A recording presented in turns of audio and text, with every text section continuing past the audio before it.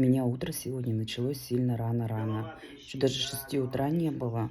Но вот это говорит о том, что у меня из-за беспокойства я проснуться проснулась, а не сделала домашнее задание по курсам.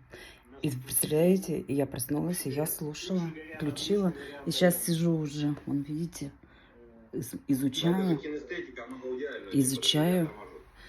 Первое, ну, в общем, я еще в постели начала слушать. В общем, виновата сама.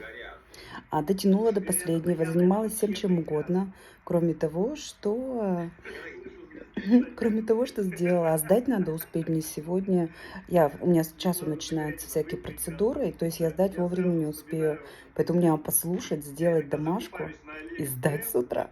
Вообще кошмар. В общем, вот оно мне урок. Не надо, получается, было дотягивать до последнего, надо было делать все вовремя. Ребят, для чего нам все это было?